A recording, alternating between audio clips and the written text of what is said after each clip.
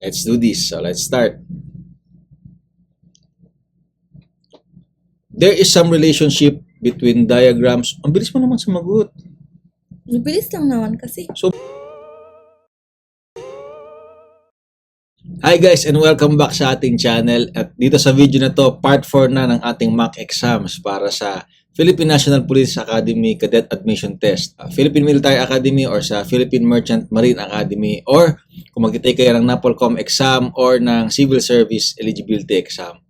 So, shout out pala sa ating website na gagamitin para sa exam na to, ang topnotcher.ph. Ito ang gagamitin natin na website para dito sa ating mock exam. At ang mock exam natin yan is about logical reasoning practice test. So, tapos na tayo sa algebra, di ba? Perfect tayo doon. Tapos sa English, naka 74 lang ata tayo doon.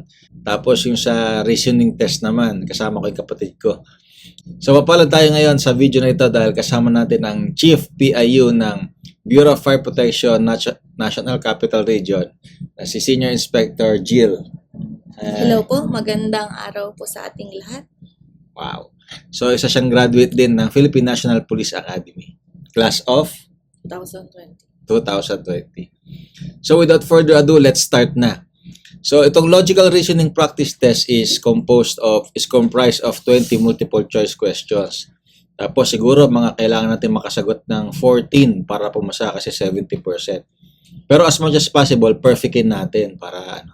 Gagawin namin, sasagutan lang namin ito. Tapos, nang mabilis kasi may mga time limit sa exam para masanay tayo ng mabilis. Tapos, pagkatapos namin sagutan, i-explain natin kung bakit ganun yung sagot namin. Okay? So, ready na ba kayo? Ready ka na? Let's do this. So, let's start. There is some relationship between diagrams. Ang bilis mo naman sumagot. Bilis lang naman kasi. Sobrang bilis. Oh, sige, dahan-dahan. There is some relationship between diagrams A and B. The same relationship. Nabasa mo na ata ito, napag-practice mo na ata ito, hindi pa? Hindi ko pa nakikita. Hindi, nakita ko lang kasi yung diagram ay yung A and A, C, dapat sila similar. So, dapat B and D, same din sila. Okay. Basahin ko muna yung question. Kasi ngayon ko pala ito ma-encounter pa. There is some relationship between diagrams A and B.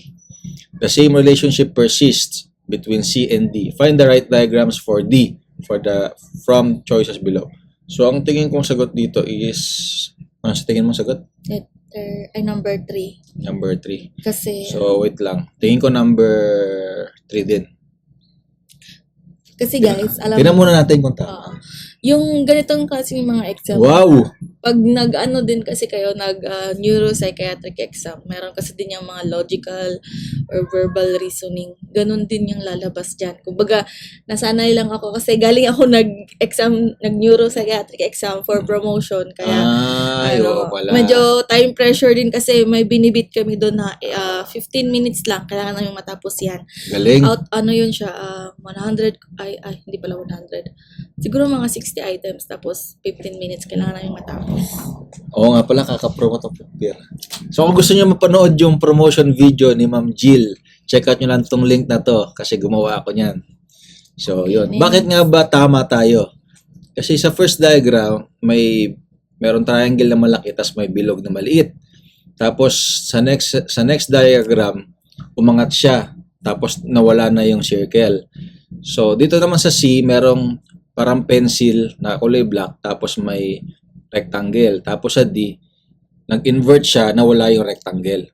So, ang sagot natin is number 3. Okay. So, tama. Let's continue. Ito. 1. Bilis mo naman. Kasi lang naman kasi. Okay. So, A, B, C, ano yung D? So, kung yung letter A, isa siyang square, tas B, cross, yung C, nag-slant yung square niya, yung D, dapat nag-slant yung cross. So, number 1. 1. Mabilis. Iba talaga. Galing. Mabilis mo lang siguro sinagutan yung neuro niya. No? Oo. isa lang yung hindi ko nasagutan out of 60 items. Wow. Sa 15 minutes. Kasi, wala, may isang, medyo nahabaan. Kagaya ng mga ganito, mga may binabasa. Kaya ang ginagawa ko lagi kapag hindi ako sure or parang nakukulangan ako sa oras, binabasa ko kaagad yung choices. Tapos, pag nabasa ko na yung choices, babalik na agad ako sa question. Okay, galing. So, third question. Based on the following statements, which is the correct conclusion drawn? So, only gentlemen can become members of the club. Many of the members of the club are officers. Some of the officers have been invited for dinner. So, ano yung pinakamalapit dito? Only gentlemen can become members of the club. Many of the members of the club are officers. Tapos, all gentlemen are members of the club. Three ba? Many of the members of the club are officers. Some of the officers have been invited for dinner. Ikaw? Hindi. Some of the officers are not gentlemen. Hindi. Oo. Pwede rin. Hindi. Yung gentlemen, members of the club. Only gentlemen. Nasagot mo? Only gentlemen can become members of the club. Many of the members of the club are officers. Some of the officers have been invited for dinner. So, number one statement, all the members of the club have been invited for dinner. Hindi. Kasi officers lang. Some of the officers are not gentlemen. So, hindi. Slash na yan. All gentlemen are members of the club. All gentlemen have been invited for dinner. Either C or D. So, tingin ko, only gentlemen, hindi.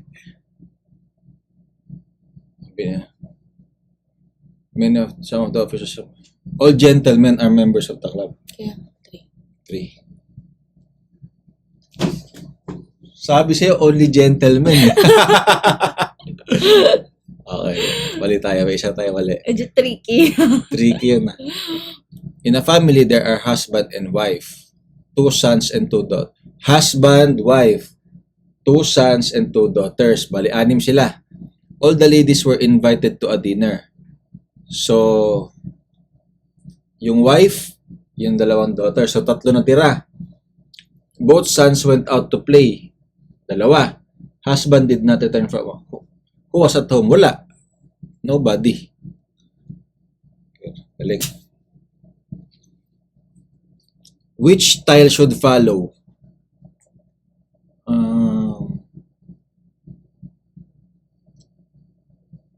So, tingin ko dyan, umurong, sumurong, tapos tuk-tuk. C. Tingnan mo natin. Tapos, i-explain mo bakit Yes. Wow. Okay. Sige, explain mo. Kasi the closest shape, andito na yung sagot. Hindi, ikaw explain. So, kung based on my understanding, kung napapansin nyo, yung first shapes ay hindi umulit. So, either A, C, or E. So, Hindi, ganito muna yan. okay. Paano ko explain? Tingnan niyo yung first diagram ito. 'Di ba? Star, triangle, diamond. Naurong siya, natanggal yung star. Pwede rin. Sa second naman, naging triangle, diamond, tas bilog. Mhm. Dito sa third, umurong na naman siya. Naging diamond, circle, tas cross. Tapos umurong na naman siya, natanggal na naman tong diamond, napalitan nitong bilog. Tapos nasundan nitong cross, tapos nasundan nung arrow. So dito, kaya bakit tama yung sagot namin, which is letter C, kasi umurong na naman siya, natira doon itong cross, tapos yung arrow sign, tapos itong isa pang arrow sign. Kasi hindi Hindi umulit. umulit. Kumbaga may kanya-kanya tayong ways kung paano makuha Paano yung sa'yo? sagot. Paano sa'yo? Yung sa akin naman kasi, yung pinakamabilis doon kasi kung parang laging hinahabol. Lagi kong iniisip kung alin dito yung similar. Kung sa akin lang, A, C, and E, sila yung may una itong cross. Ngayon, since tinignan ko dito, wala na dito yung ano yung sumunod na na shape, which is ito nga. Dito na ako nag-base, kaya ako nakuha ito. And then, nung chinek ko na diamond, hindi naman pwedeng umulit yung diamond kasi nga, di ba? Sa bagay. Ganon. Kumbaga, ang tawag doon, by elimination? Parang answering by elimination. Ganon lang yung ginagawa So, ko. titignan niyo mabuti guys kung ano yung sequence ng diagram. Kasi Pero meron yan, yan. may sequence yan. So, isa pa lang mali natin. Of the following two statements, both of which cannot be true, but both can also be false. Ibig sabihin, hindi pwedeng parehas yung dalawang statement. But both can also be false. Pwede ring mali silang dalawa. Ano yung dalawang statements na yun? So, number 1, all machines make noise. Number 2, some machines are noisy. Number 3, no machine makes noise. Number 4, some machines are not noisy. So, ang tingin ko, number Yung 1 and 3. noise. Bakit? All machines make noise. Tapos yung number 3, no machine makes noise. So, Kumbaga, contradicting sila. So, 1 and 3. Yeah. Wow, pure. Oh, ito. Which style should follow? Ito na naman tayo. Which style should follow? D. Bakit di? Para kasi yung umiikot siya. Umikot. Ito siya, di ba? First niya na move is dito sa upper left. Tapos, kung susunod nyo sa 3, bumaba na naman siya. So, ang next niya, na move is papunta na naman dito. Ang pattern kasi kapag ganito, odd, even, ibig sabihin yung 1, 3, 5, 7 na sequence, parehas, yun, either similar or may sequence or merong flow na sinusundan. Ngayon, ito sa 2 and 4, ang sagot ay, sila, di ba, baba, pag ganun. Kumbaga, down to right, tapos pag ganun siya, paikot. Ganun din yan sa 1, 3, and 5. So, ang pinakamalapit na sagot ay yung D. Weh. Galing mo. Siyempre. Pero seryoso, kung ako hinuhulaan ko yun. Galing ni ma'am, no? There is some relationship between diagrams A and B. The same, parang kanina to. Find the right diagrams. 4. Bilis mo naman, hindi ko pa nakikita. Yan. Wow! O ako, explain ko bakit 4. Kasi dito sa A, para siyang bahay. Sa B, bahay na may triangle sa loob. Sa C, rectangle. Tapos sa D, rectangle na merong sa baba. Oo, kasi yung B, sa baba din yung yung triangle. Okay. Circle indicates strong. So, circle, strong. Square indicates tall. Square, tall. And triangle, army officers. The strong army officers who are not tall. Strong army officers who are not tall are shown. So, ang square, tall siya. So, tatanggalin natin yung square. In short, alin doon? 4 yan, 4. Alin doon ang yung hindi nag-meet 4. sa square and Try mo muna, 4. may araw na din. Ba't mo next? Di pa natin na Sorry. So, yun na nga. Hindi kasi, titignan natin doon kung saan nag-meet. Tatanggalin natin yung square kasi tall yung square, di ba? So, nag-meet yung strong tsaka army officers doon sa 4. Okay. Which of the following figures best depicts the relationship among criminals, thieves, and judges? B? B ako. So, criminals, thieves, and judges. Criminals and thieves are parang synonymous. Judge. Kasi yung judge, ginajudge niya yung criminal. Tingin ko letter D. D? D. Kasi yung criminals, not all criminals are thieves. Yung iba, yung iba murderer, yung iba tax evader, parang ganun. So, not all criminals are thieves. So, itong letter D, kung ito yung criminals, part lang yung criminals and thieves. Tapos ito yung judge. Bakit malapit yung judge? Sabagay. Ang pagkaintindi ko Ay, naman. hindi. Pwede rin naman ganito. Pwede rin letter A. Kasi, yung judge, kaya niyang sakupin ng kanyang jurisdiction yung criminals. Tapos yung criminals, sa loob nun, may mga thieves. So, pwedeng A or D. Sa akin naman din, bakit B? Wow, ang dami ng sagot, no? Bakit B? Kasi yung criminals, belong siya, kumbaga yung thieves, belong siya sa criminals. Yung judge, siya yung naghuhukom sa dalawa. Kaya hindi sila pwedeng magsagot. Ay, oo. Feeling ko tama ka doon. Galing. Hindi ako sure. So, sige na, wala lang natin. Alin ang susundin? Ano sagot nyo guys? Comment nyo naman. B? Hindi ko alam. Go. O, di ba? Galing mo.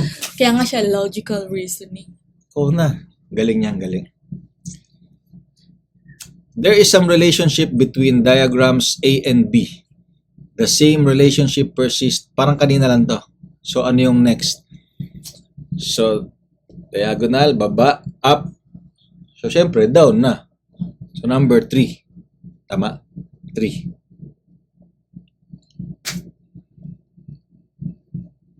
Ako, haba. There are 8 poets, namely A, B, C, D, E, F, G, and H, in respect of whom questions are being asked in the examination. The first 4 are ancient poets, and the last 4 are modern poets. The question on ancient and modern poets is being asked in alternate years. Those who like H also like G. Those who like D also, those who like D like C also. The examiner who sets question is not likely to ask question on D because he has written an article on him. But he likes D. Last year, a question was asked on F. Considering these facts, on whom the question E. is most likely to be asked this year? E. E? Bakit E? Lula Wala siya sa nga eh. Jesus. So, wait lang. E is... H, G. Those who likes D also like C. The examiner who sets question is not likely to ask Ay, D wait lang. on D because he has written an article on him. But he likes D. Last year, a question was asked on F. Considering these facts, on whom the question is most likely to be asked this year?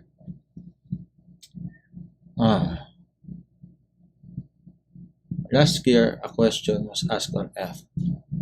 Considering these facts, Dapat baliktad. question D. F. Wala ba nanap niya ba? Char. Tingin ko H, G. Siya na yun. Oh, wait lang. Alternate years kasi. Wait lang. C. F. Tingin ko C. Wait lang ha. G, H, C, D, E. Ibig sabihin, Tingin ko C. pwede C or B? Ay. Sige, Kayo try guys, natin ano C. Kasi di ba GH, mga ganito, pag di ko wala na akong time magbasa, tapos hindi ako sure sa sagot. So, nagdadasal na lang ako. Ano ba dito? Tingin ko C eh. Sige. Considering these facts, on whom questions wait lang. Kasi, Those who diba, like H also madala like tayo. G. Those who like D like C also. Kaso, hindi niya tatanungin si D kasi nga because he has written an article on him, but he likes D. Last year, a question was asked on F. Considering this facts, on whom question is most likely to be asked this year? Wait lang, parallel pala. Wait lang. Alam ko na. G. F. So alternate, di ba? Being Oo. an alternate year. So F. G sa akin. Hindi G. Tingin ko nga like H also like G and also like D. Last year pa na question eh. Alternate years mal eh. Eh di C. Ano ba Sige, saga? C. Ano sa'yo? Wait lang. Hindi ko sure eh. Kahit ano na, pero G ako. Eh di C. O, wala tayo sa parehas. Wrong tayo. Wrong kami parehas. Parehas lang tayo. Sige na, next na. Bakit? Anong explanation? Feeling ko, alternate year, oo, F, di ba? Ah. So, alternate last year, E. So, ibig sabihin, D. Yun lang. Walang sagot. Sige. Ayan, mabilis lang yan. Which style should follow? So, dun mo tayo sa square. So, Sige. white, gray, black. White, gray dapat yung next. Tapos, 2, 1, 2, 1. Dapat dalawang black. A. Ay, wait lang, hindi A. So, tingin ko A or D. Hindi, A nga, A. A. A yan. Oo, A. A sagot. Alam nyo bakit A? Kasi, balik tayo ulit sa ito, sequencing to. Ito naman, 1, 2, 3. Ibig sabihin, ito siya ay, similar siya sa 1. Yung next na box, similar dapat sa 2. So, nag-refer tayo sa figures lahat ng 2. So, pinakamabilis ay, titignan nyo, dapat gray din yung nasa upper corner. Tapos, same figures. Itong arrow, diamond, circle, at triangle. So, di ba? Ito yung pinakamalapit. Tapos, yung naka-black sa kanila. Diba? Ito, Pansin mo din. dalawa. Sa pangalawa, isa lang. Sa pangatlo, dalawa. Sa pang-apat, isa lang. So, dapat, dalawa ulit na black na Parang umiikot din kasi yan. sequence. So, next. Ilan na mali natin? Dalawa? Hindi ko alam. Ito, artists are generally whimsical. Some of them are frustrated. Frustrated people are prone to be drug addicts. Based on these statements, which of the following conclusions is true? Some artists may be drug addicts. Some artists may be drug addicts. So, tatanggalin natin yung all frustrated people are drug addicts. All drug addicts are artists. Hindi naman Hindi din rin. pwede. So, frustrated people, hindi rin. Hindi rin. So answering tayo by elimination. So, let's see. Yeah. Okay na. Relationship na naman. 2. Bilis mo naman. Pag mga ganyan, mabilis dapat tayo. Sige nga, 2. Galing nga. Bakit 2? Kasi pag figures, medyo tayo. Sige, explain mo. Baka merong hindi nakakaalam sa mga Kasi kung subscriber mapapansin nyo, these are both square. Supposed to be C and D should also be square shape. Ang pinagkaiba lang, dito pa-cross yung pattern niya. Dito naman, pa-cross din sa C. Kumbaga, 1, 3, ganun pa rin, even add. 1, 3, tas 2, 4. So, dapat, yung pattern dito, circle na naka-X, tapos, same positioning with the dot, yung may period. So, ganun lang, kabilis dapat. Galing. Clear. Yan. Which style should follow? Hindi ko yan alam. Wait lang. I think that is C. C ba? Tingin ko rin C. C. Yun. Ako mag-explain bakit. Sige. So, kung mapapansin nyo dito, guys, di ba buo to, ito, naka-black. Natanggalan siya ng isa. So, isa. Tapos, natanggalan siya ng isa pa. Ito, natanggalan. So, dalawa. Tapos ito, naging 3, tanggalan. So, dapat, tatanggalan din natin to ulit. Kung mapapansin nyo, ilan ba yung niya? 1, 2, 3, 4, 5, 6, 7. 7 box. Ito, 1, 2, 3, 4, 5, 6. 7, 6. Ito, 5 na lang to. 1, 2, 3, 4, 5. Ito, 4. 1, 2, 3, 4. So, dapat dun sa next sequence, 3 na lang yung block. So, ito yun. 1, 2, 3. Tapos doon naman tayo dito. 1, 2, 3, 4, 5, 6, 7. Dito naman. 1, 2, 3, 4, 5, 6. Pakonti na pakonti. Ito 5. 1, 2, 3, 4, 5. 1, 2, 3, 4. Dapat sa next naman niya is 1, 2, 3. So, yan. Galing, diba? O, ikaw naman. Sa'yo naman yan. If A is the son of Q and Y are sisters, Z is the mother of Y, P is the son of Z, then which of the following statement is correct? So, kung ako ang sasagot dito, ang gagawin ko ay, ganun din, eliminating tayo. Chine-check ko dito, A and P are cousins, tama ba? Si P ay anak daw ni Zay. Si Zay ay mother. Hindi. Dapat hindi siya tama. P and Y are sisters? No. Q and Y are sisters. So, ang pinakamalapit is P is the maternal uncle of A. Bakit? Kasi si P, anak siya ni Q. Ngayon, ito si P, Hindi, si P anak ni Z. kaya nga si P, anak ni Z. Si A, anak ni Q. Kaano-ano ni Q si Z? Inanay niya yon. So, ang mangyayari, tito ni A, si P. Oh, which Hindi, is, tito ni PCA. kaya nga, tito ni P si A. Kaya nga, maternal uncle of A. There is some relationship between... Bilis mo na. O sige, bakit? Ano lang. dagdagan? Ano lang? Sige, 1. Inano lang.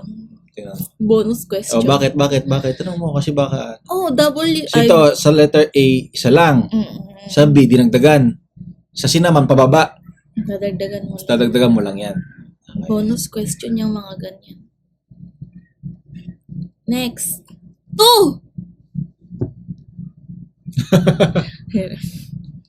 Bakit 2? Sorry, time pressure lang. Okay. Kasi itong A, half yung naka-black. Yung B, whole na. Tapos yung C, whole yung naka-white. Tapos yung D, dapat whole na yung naka-black. Tama? Ito, which is 4, 4, 5, 3, 2, 4, 5, 3, 2, 4, 5, 3, 2, D. 3, 2. D. D. Sagot mo. O bakit? Kasi, O tingnan nyo yung may figure. pattern. 4, Sa figure 1, 4. Sa baba, 5. 4. Sa figure 2, 3, tapos 2. So, 4, 5, 3, 2. Sa figure 3, 4, 5 ulit. Sa figure 4, 3, 2. Sa figure 5, 4, 5. Tapos, dapat 3, 2. So, Bonus letter D yung ano. O, let's continue.